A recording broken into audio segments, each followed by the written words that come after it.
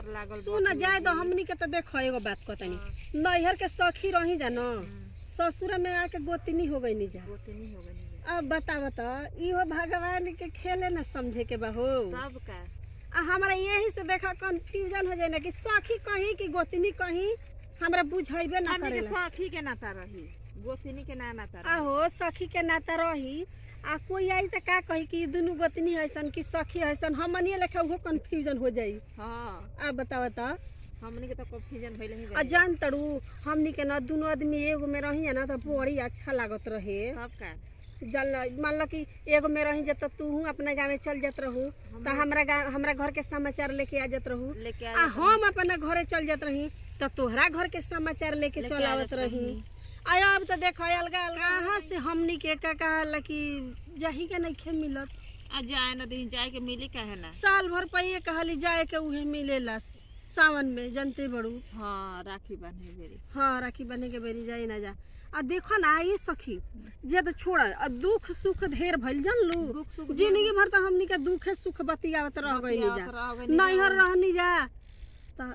अपन अपन यारवा के बात बतियावत रही जा ससुरा आईनी जा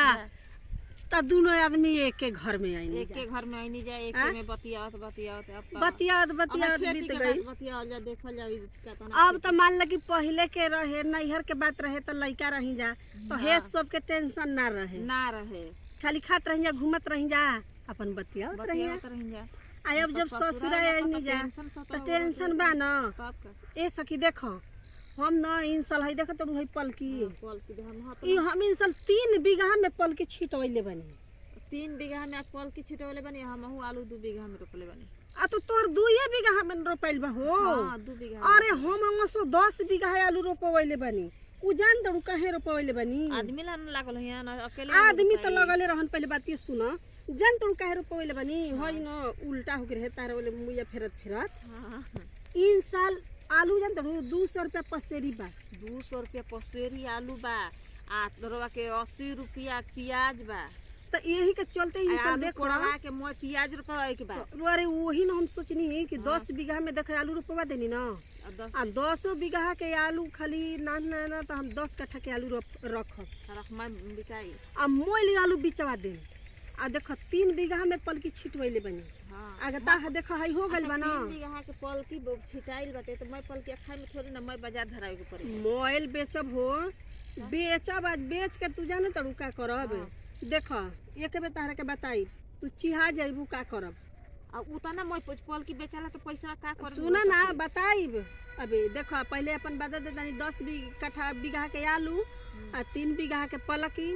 आज 5 बीघा में देखो टमाटर बोले बनी टमाटर आई जब ना टमाटर फुलाए लगल ना टमाटर फुला आज तो होते होते फरे लगे बड़ा की टमाटर हो होते होते फरे ले कहां सखी बिया ले हो अरे ई बिया ले नी दुकान पर से हो हम का जाना तनी हमरा का जानकारी रही कि होते होते टमाटर फरी बिया छोड़बू ना बिया हां छोड़ब हां बिया एकर निकाल के आ ओकरा के धर दिया हमरो को दिया पर ले बोवे की हाँ तो ई तो हम जानते बानी कि बता देब तो तू मुंह उठा के मांगे आजीबू ई तो हमरा जानकारी है कैसे बोलत हो हां तो का करी अब तो मतलब सखी में जब गोतनी बनिया आ तूर मत लिह दे ही कहनी है मजाक में कहनी है हां देब ठीक बा तब हमरा के बिया धर दिया हमरा आ जान तड़ू होते होते टमाटरवा कैसे पसेरी बिचाला 500 रुपया पसेरी 1 किलो का टमाटर 1 किलो का टमाटर हेते तो 1 किलो का टमाटर हो गई आ सुना ना मोल पैसा का करे ना कि हमरा घरे ना जैसे पैसा बिचाला तो हमरा घरे बबुआ जल्लू हमरा घरे ना बबुआ के पापा मोल पैसा जितना ही बेची हो ना सुना ना काटा का तो मुने कोई आवता कोई के बुलावे बड़ू नहीं कोई के नहीं खिंता का तो बुलावले नहीं कि अपन पल्ला किया ना देखो तनी कि पल्ला ये तुम काट के दे तू तो ले जेती दल बाईता बनाए के हम पल्ला नहीं खिलो पले ये ई बतावा कि तू सखी हो कि गोतनी हो तू काहे इतना लालची करलू हो त ला त तू पल्ला के हम आलू रोपले अच्छा ठीक पल्ला के नहीं खिलो पल्ला की ना देबू हां देव चले के बेरी ना कबार दे खतन हां हमरा के कबार दे चले के बेरी हां आ सुना ना बताओ तनी आई मोल पैसा बेचा जाई ना त मोय पैसा ले आके आ हमरा के देबेल न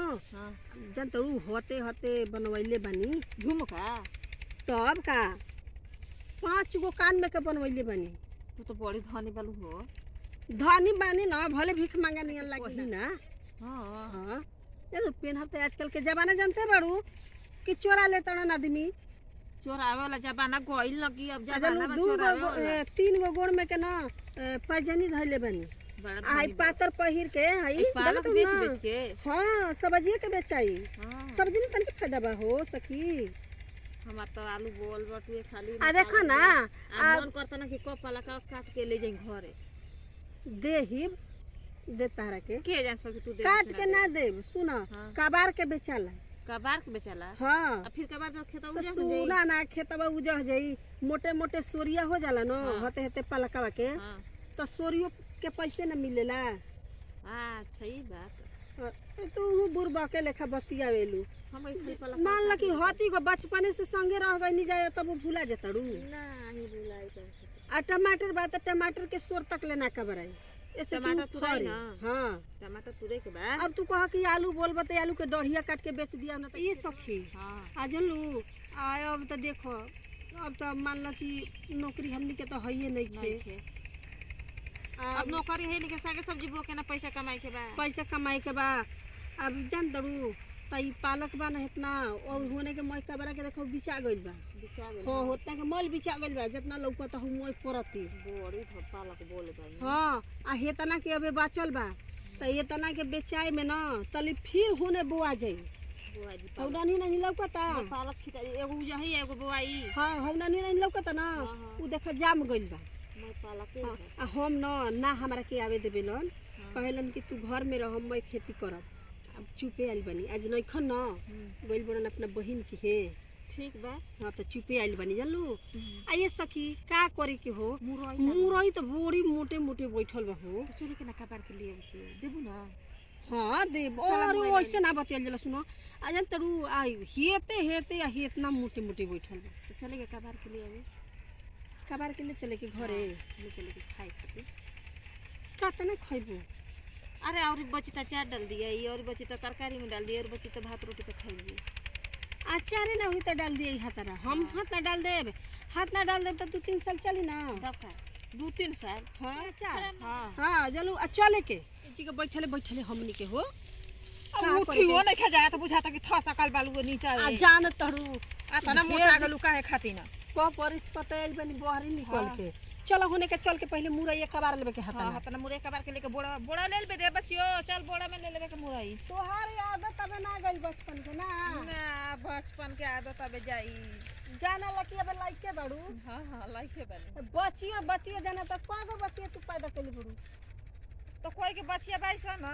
कोई के बचिया तारा के बोरा लेके दौड़ के आ जाई काहे ना बोरा मांगत ना ले सन ले जाए के मुरई अचार में डाले के बा अब कोई के मार दे के कह द कि आवाज हो हम हमरा के मुरई कबार के दे दे तो दे दी काहे ना मांगला खेले में कौन लाज बाटे आ चल मन मांगे खागे के ठीका ले बड़ू ना चला हम मांग चला मांगवा दी चला खेत में घुसा त के ना पलकी देही के ना मुरई देही के ना टमाटर देही तारा के अरे बाप रे बाप हाँ तो दीही तो तारे ले कुछ कहबो ना करी चलो चलो सर दे कबार लियल जा ना हां चलो सब दे कबार के चले कबार के चले के अब जल तो है देखिए टमाटर धंगाई मत न तो हां फकत ना लागल बा देखो तो भैया बैठ गई होई ए सखी जाना तक पातर बा का हो नहीं खे बैठ ना ना नहीं खे बैठल हो मुरई नहीं खे बैठल बड़ा लालची बिया हो बैठल नहीं खे कबारे मुरैया नहीं खे बैठल कहाँ हो सखी नहीं के बैठल हो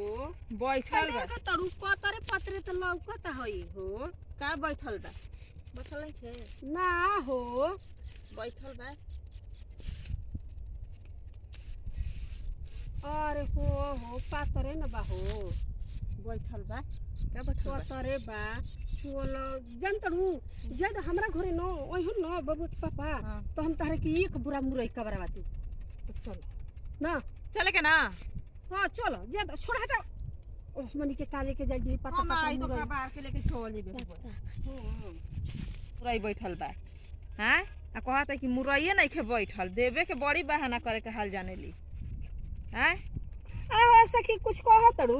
हां बहाना कलू मुरई कतना सुघर मुरई बैठल बाटे कहत मुरई नहीं खेबे का हो कैसे कह तड़ू हो संगही के बानी जे तब तार विश्वास नहीं के हमरा बात विश्वास मुरई बैठल बा नहीं मांगे खातिर त कहत मुरई नहीं खे बैठल मैं मार है 5 बीघा खेते में आलूए देखा तो पालके देखा तो टमाटर देखा तो मुरई नहीं खेता हां तो जाए तो तोहरे खातिर थोड़े बोले बानी नहीं त के खातिर हम त कबार के ले जाई हतराती खानी हमार परी पूनम देवी हमार नाम पड़ी देवांती सिंह कॉमेडी वीडियो रहल हुए एकर से कोनो संदेश ना रहल ऐसे बनौनी है हमार वीडियो अच्छा लगी तो लाइक करब सब्सक्राइब करब और कमेंट करब बाय बाय।